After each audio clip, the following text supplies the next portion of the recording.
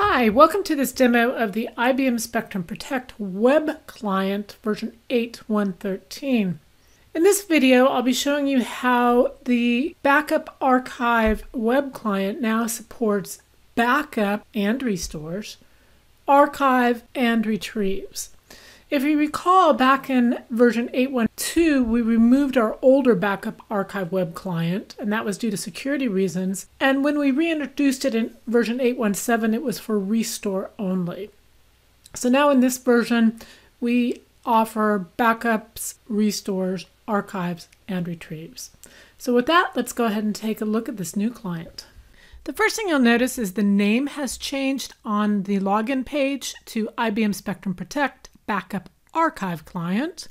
When you go to log on, you will need to log on with an administrator that was previously registered inside of the Spectrum Protect server and had the class of at least node granted to it and had a Spectrum Protect client node name associated with it.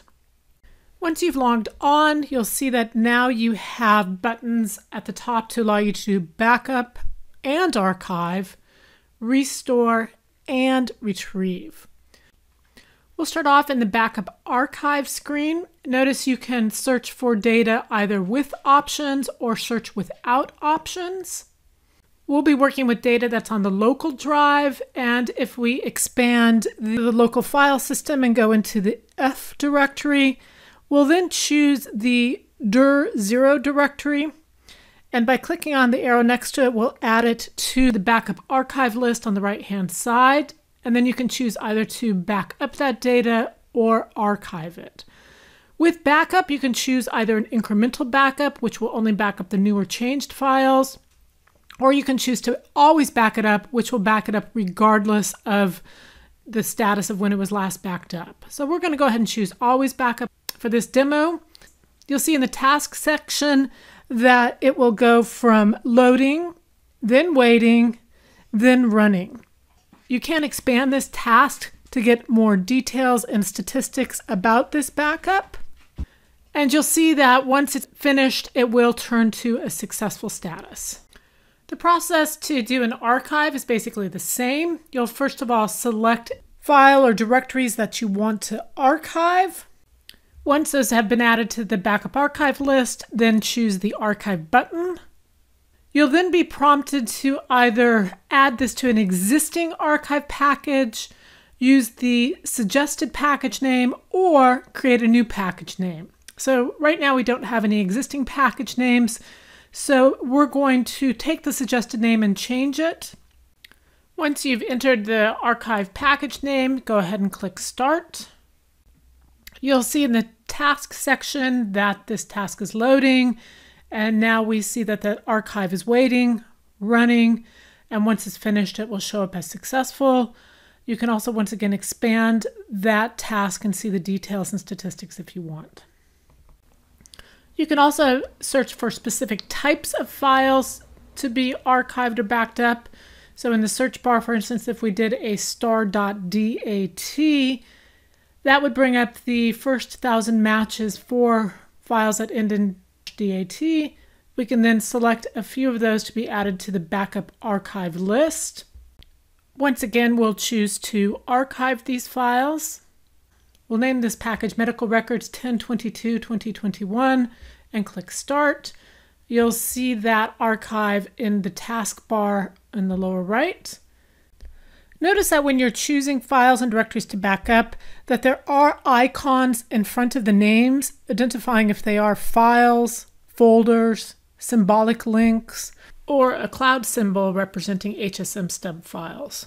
If when you choose to do backup archives, if you choose directories that are nested inside of each other and have some conflict of the same data inside of them, when you go to backup or archive those, you will be given a message that there is a conflict.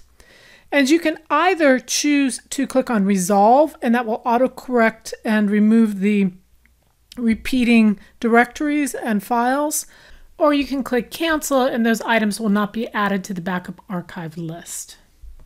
Another thing to note is that the backup archive does honor the include exclude list that you might have in your DSM op file. So for instance, if we tried to do a backup of a few files, and some of those being the system volume information and the recycle bin, both of which have been excluded in our include/exclude list, you'll see that when we run the backup and you look at the resulting statistics, you'll see that we have excluded 2 files from being backed up. In fact, you can drill down further into this task information section and see specifically which files were excluded. And as I said, that was the recycle bin and the system volume information file. And just to show you, here's what our DSM op file looked like. And you'll see that that DSM op file did indeed have those files excluded. Okay, let's look at restore. You can click through the backups and choose what you want to restore. So here we'll look at the backups that are out there. We'll choose the backup date and add that to the restore list. We'll do that for a couple files. Now there are some options that you can choose for the restore. For instance, if you want to have that go to an alternative location, you can browse through to select that alternative location. You can also choose to overwrite the existing data. When it does the restore, it'll bring back the backed up version and use the original name. If we kick off that restore and then go look in the directory, you'll see that it comes back with the original names because we had specified overwrite.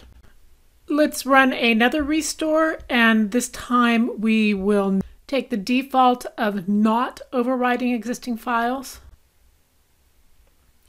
And you'll see now when we go look at the files in the directory that they have the original backup data appended to them. Another thing to note is if you are doing a restore, and if you do choose a point in time restore for the directories, it will restore it to a day prior to the date you give it.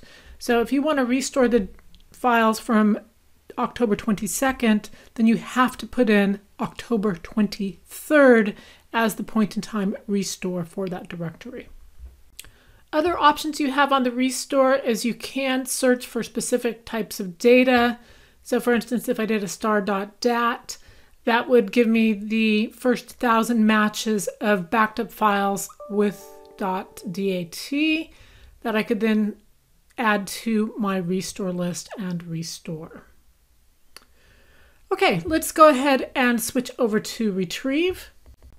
You could choose to retrieve an entire package by simply adding that package to the retrieve list, or you can drill down further in the options area and you can search for specific files or directories. So for instance, we could search for files and we would search with wildcards, so maybe star.dat. You could also give a specific archive date if you wanted. It will load the first 1,000 results, and then you can add those files that you want to retrieve to the retrieve list on the right-hand side. If you wanted to retrieve the entire archive package, you would click on the retrieve, choose the package you want to retrieve, in this case our medical records, add that to the retrieve list on the right-hand side. Then you can choose to retrieve with options. In this case, we want to retrieve to an alternative location. So we can browse our locations. In this case, we're going to choose the G drive and the test folder. Go ahead and click OK, and then click retrieve. You'll see in the bottom portion that that task is running. And once that has successfully completed, you can of course expand the task to get more information. We're going to switch over and look at the actual file system and see those files that it brought back. Another retrieve option is to go into retrieve, select one of the packages, expand that archive package, and then you can choose to retrieve one or more of the folders or individual files. And then of course, after you've added it to the retrieve list, simply click retrieve and you'll see the task starting below. Once those files and or folders have been retrieved, it will turn to a status success. This is fully translated to all the languages that are supported by Spectrum Protect. And of course, you still have the options to download logs directly from the interface if you choose. Be sure to check out the other videos and presentations I have on YouTube covering the installation of this web client as well as other uses for it. Thank you very much.